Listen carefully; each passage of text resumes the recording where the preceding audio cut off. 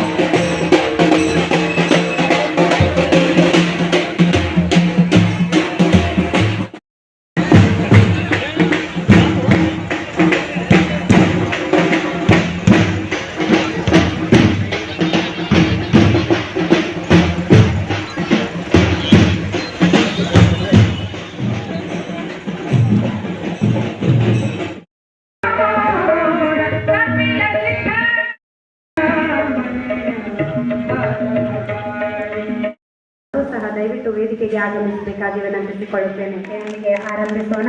ನಾವೆಲ್ಲರೂ ಎದ್ದು ನಿಂತುಕೊಳ್ಳುವ ಮೂಲಕ ನಾಡಗೀತೆಯನ್ನು ಹಿರಿಯರಾದ YH ನಾರಾಯಣಕರ್ ಸರ್ ಅವರೇ ಹಾಗೂ ನಮ್ಮ ಈ ನಾಡಿನ ನಮ್ಮೆಲ್ಲರ ಆಸ್ತಿ ಸ್ವತ್ತು ಆ ಅಭಿಮಾನದಿಂದ ನಾವೆಲ್ಲ ಈ ಕಾರ್ಯಕ್ರಮದಲ್ಲಿ ಪಾಲ್ಗೊಂಡಿದ್ದೇವೆ.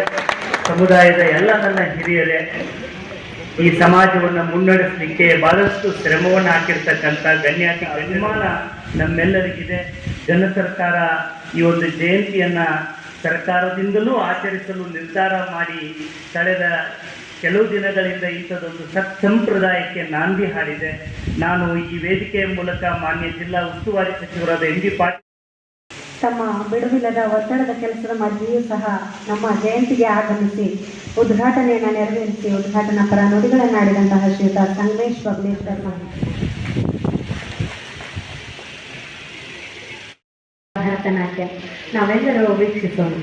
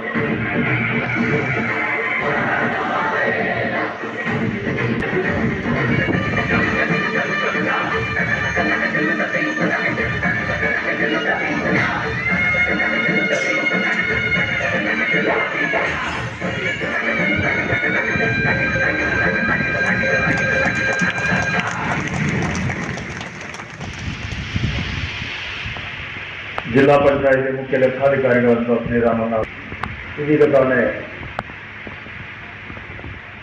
ನಿಮ್ಮೆಲ್ಲರಿಗೆ ಹಡಪದ ಅಪ್ಪಣ್ಣನವರ ಜೀವನ ಚರಿತ್ರೆಯನ್ನು ಎಳೆಯಾಗಿ ಬಿಚ್ಚಿಟ್ಟು ನಾವು ನೀವು ವೇದಿಕೆಯ ಮೇಲೆ ಮಹಾನಗರ ಪಾಲಿಕೆಯ ಉಪಾಯುಕ್ತರು ನಾರಾಯಣ ಸರ್ ಹಾಗೂ ಇವತ್ತು 12ನೇ ಶತಮಾನದಲ್ಲಿ ಇದ್ದಂತಹ ಒಂದು ಸಾಮಾಜಿಕ ಆರ್ಥಿಕ ಧಾರ್ಮಿಕ